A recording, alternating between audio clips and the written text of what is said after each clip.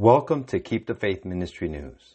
Pope Francis and religious leaders of the major world religions gathered in Rome on Tuesday, October 20th for an international and interreligious meeting for peace organized by the community of St. Egidio. Present at the meeting in Rome's Capitoline Square were also political leaders who symbolically received a text of the 2020 Appeal for Peace. The 2020 Appeal for Peace. Gathered in Rome in the spirit of Assisi, and spiritually united to believers worldwide and to all men and women of good will, we have prayed alongside one another to invoke upon our world the gift of peace. We have called to mind the wounds of humanity. We are united with the silent prayers of so many of our suffering brothers and sisters, all too often nameless and unheard. We now solemnly commit ourselves to make our own and to propose to the leaders of nations and the citizens of the world this appeal for peace. On this Capitoline Hill, in the wake of the greatest conflict in history, the nations that had been at war made a pact based on a dream of unity that later came true, the dream of a united Europe. Today, in these uncertain times, as we feel the effects of the COVID-19 pandemic that threatens peace by aggravating inequalities and fear, we firmly state that no one can be saved alone, no people, no single individual. Wars and peace, pandemics and healthcare, hunger and access to food, global warming and sustainable development, the displacement of populations, the elimination of nuclear threats, and the reduction of inequalities. These are not matters that concern individual nations alone. We understand this better nowadays. In a world that is amply connected, yet often lacks a sense of fraternity. All of us are brothers and sisters.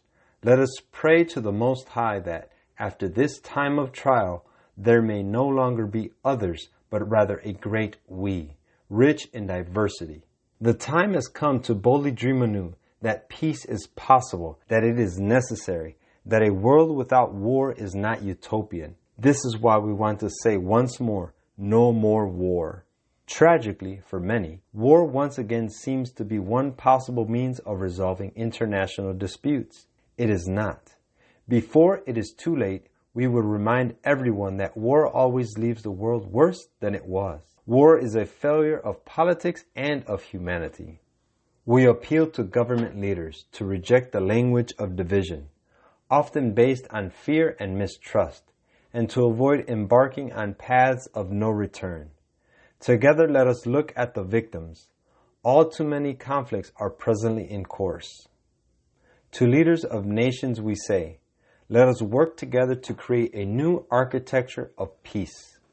Let us join forces to promote life, health, education, and peace. The time has come to divert the resources employed in producing ever more destructive and deadly weapons to choose life and to caring for humanity and our common home. Let us waste no time. Let us start with achievable goals.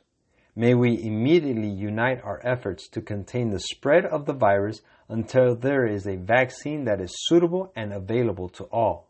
The pandemic is reminding us that we are blood brothers and sisters. To all believers and to men and women of goodwill, we say, let us become creative artisans of peace. Let us build social friendship.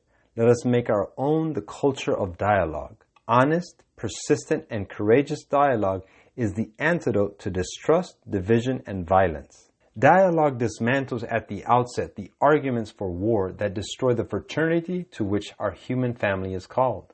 No one can feel exempted from this. All of us have a shared responsibility.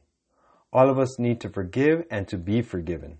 The injustices of the world and of history are not healed by hatred and revenge, but by dialogue and forgiveness. May God inspire in us a commitment to these ideals and to the journey that we are making together. May He touch every heart and make us heralds of peace.